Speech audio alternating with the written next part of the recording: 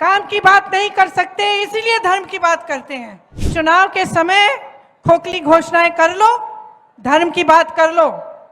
राजनीति में धर्म चलाएंगे तो चलाएंगे, चुनाव के समय जाति की बात कर लो और नैया पार हो जाएगी। छोटे उद्योग थे वो लगभग बंद होने के कगार पे आ गए, और जो बड़े बड़े उद्योगपति हैं उनके हजारों करोड़ लोन माफ हो रहे हैं। हम कहते हैं जातिगत जलकर ना करो, ये लोग मौन हो जाते हैं, चुप हो जाते हैं। आपने एक ऐसा सिलसिला शुरू करवा दिया है इस देश में जिसका नुकसान आप भुगत रहे हैं और आपको इसके बारे में एहसास नहीं हो रहा है।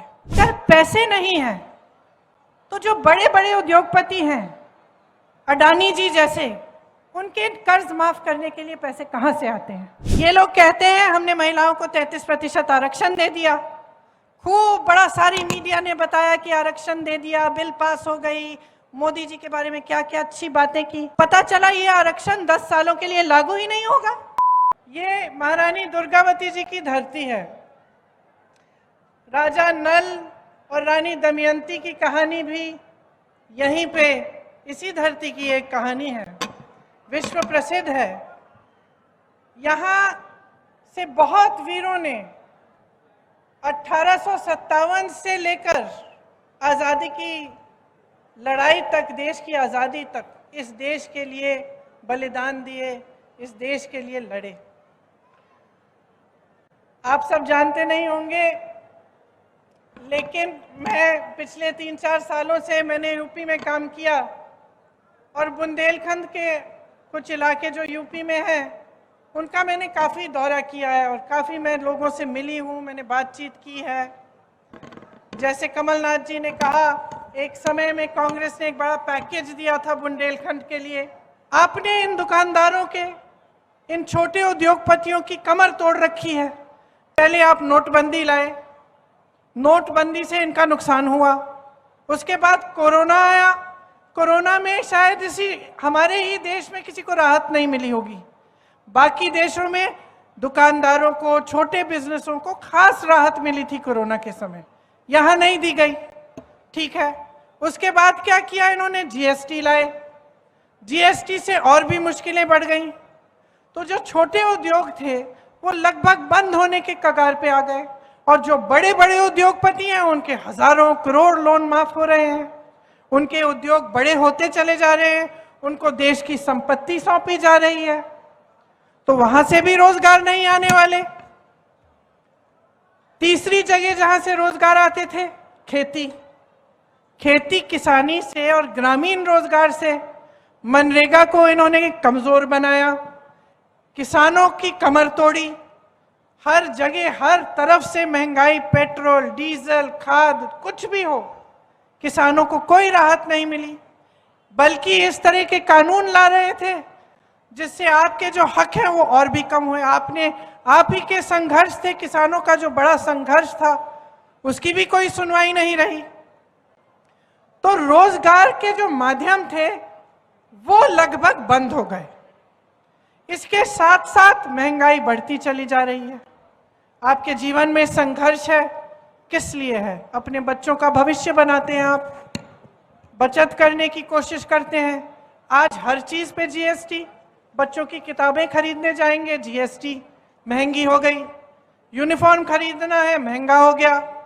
इलाज कराना है किसी का, महंगा है। 10 बार सोचना पड़ता है कि अस्पताल ले जाएं, अस्पताल में पता नहीं डॉक्टर मिलेगा कि नहीं।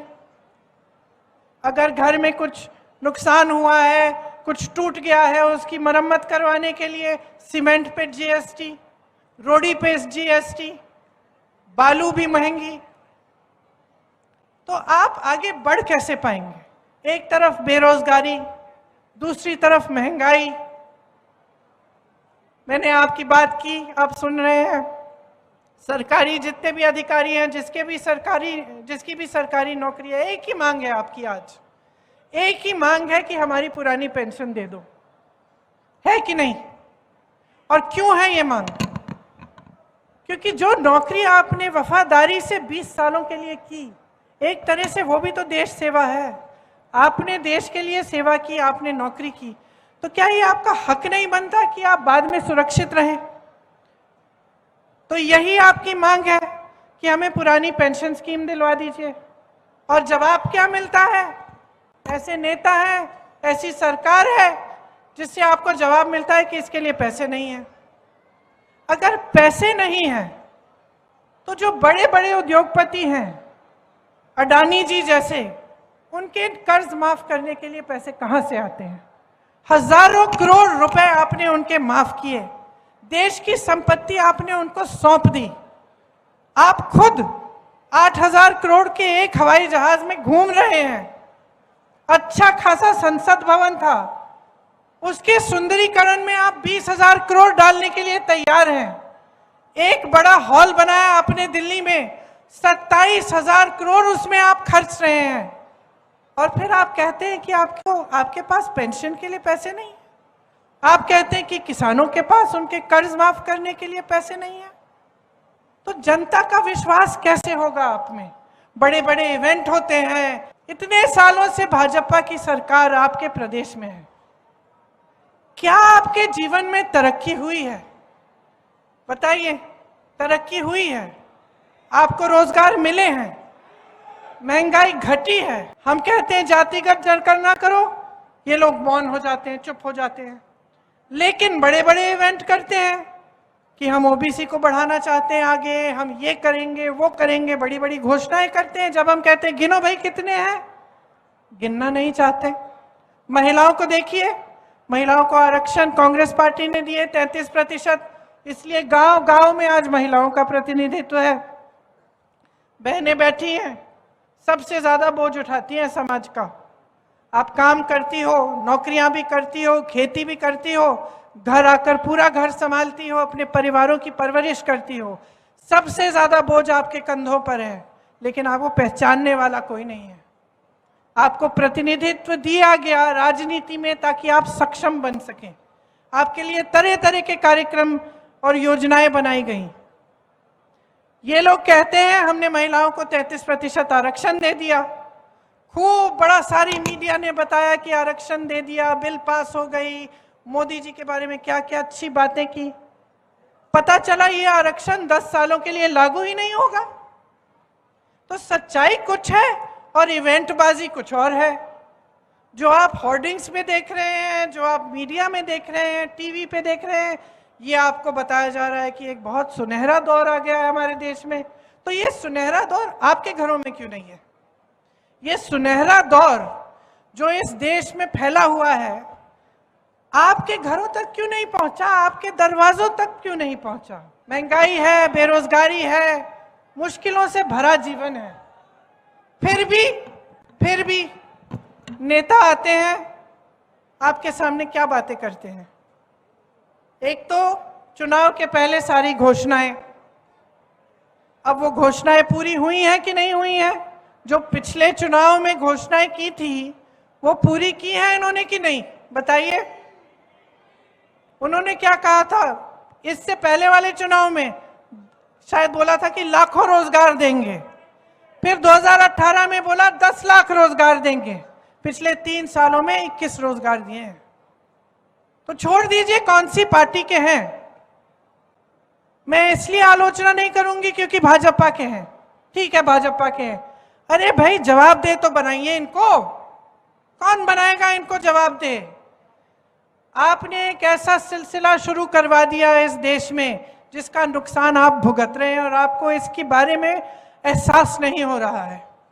सिलसिला क्या है कि जो नेता है वो समझ गया है कि चुनाव के समय खोखली घोषणाएं कर लो, धर्म की बात कर लो।